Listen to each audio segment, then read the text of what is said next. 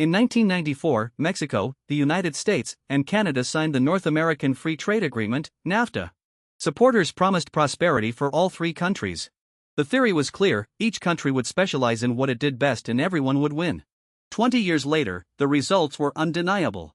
Trade among the three countries had tripled. Mexico's maquiladora industry had grown exponentially. American consumers enjoyed cheaper products. But in Flint, Michigan, in Youngstown, Ohio, in hundreds of small industrial towns across the American Midwest, factories had closed. Entire communities had emptied. The opioid epidemic was ravaging the exact same regions where manufacturing jobs had disappeared. Theory said trade makes everyone richer. Reality said something more complicated. In the previous episode, we explored the theoretical debate between free trade and protectionism. Today, we are coming down from theory to earth. We are going to see what happens when comparative advantage, that elegant idea from David Ricardo, meets flesh and blood people, real communities, and concrete policies. Because international trade is not a blackboard exercise. It has winners and losers. And understanding who wins, who loses, and why is fundamental to any honest discussion about global trade. Before we get into the cases, a quick reminder. In Season 7 we already explored David Ricardo's comparative advantage in detail. The idea, you will recall, is that even if one country is more efficient than another at everything, both benefit if each specializes in what it has a relatively greater advantage in. It is one of the most counterintuitive and most powerful ideas in all of economics. And in theory, it works. Mathematical models prove it. Aggregate data confirm it. International trade generates net wealth. The key word is net. Because net wealth can hide a brutally unequal distribution. A country can be richer on the whole while certain regions, certain sectors, and certain people become poorer. This is exactly what a lesser-known result of trade theory predicts, the Stolper-Samuelson theorem, formulated in 1941.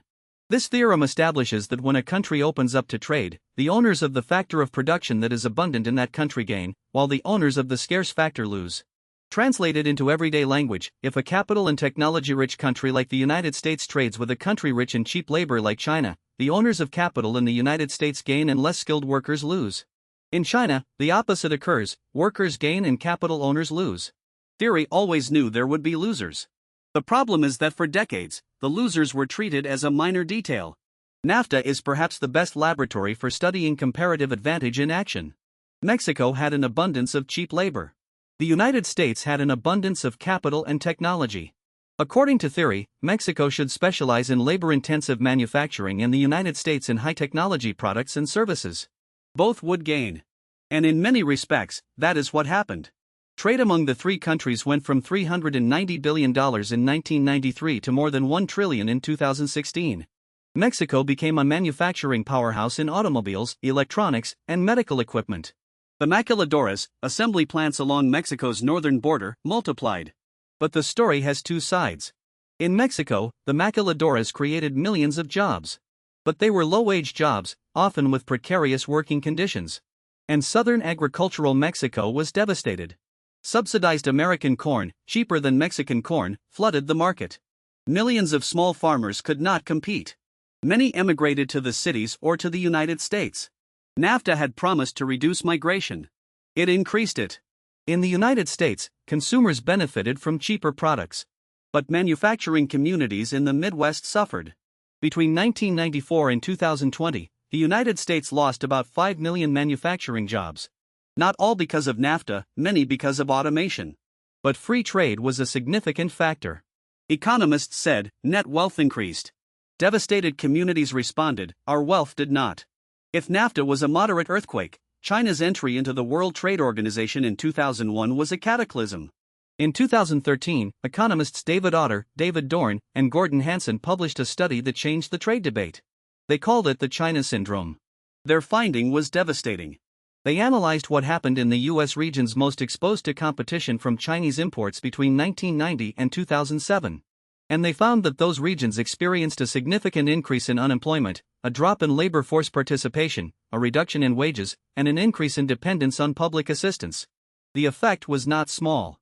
They estimated that trade with China eliminated between 2 and 2.4 million jobs in the United States during that period. The most striking finding was that the effects were permanent.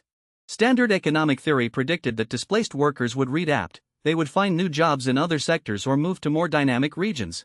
But Otter and his colleagues demonstrated that this did not happen. Workers who lost manufacturing jobs did not find equivalent ones. Many left the labor market permanently. Communities did not recover. The adjustment costs, that elegant euphemism for describing the suffering of people who lose their way of life, turned out to be far larger and far longer lasting than most economists had assumed. To understand the full complexity, you also have to look from the other side. Bangladesh is one of the poorest countries in the world. Its comparative advantage is simple and harsh: enormously cheap labor. The textile sector employs more than 4 million people, the vast majority women. Bangladesh is the world's second largest clothing exporter, after China. The textile industry has been, objectively, a positive force for economic transformation. It has lifted millions of families out of extreme poverty. It has given millions of women access to paid work for the first time. It has been the engine of the country's economic growth for decades. But the conditions in which that clothing is produced are, frequently, unacceptable. Subsistence wages. Exhausting hours. Unsafe buildings. We will look at this in detail in a later episode, but the point here is important: Bangladesh's comparative advantage is being cheap. And being cheap has a price. The uncomfortable question is this: is Bangladesh's textile industry exploitation, or is it the best opportunity available to millions of people who have no other options? The honest answer is that it is both at the same time. And that is what makes the trade debate so difficult.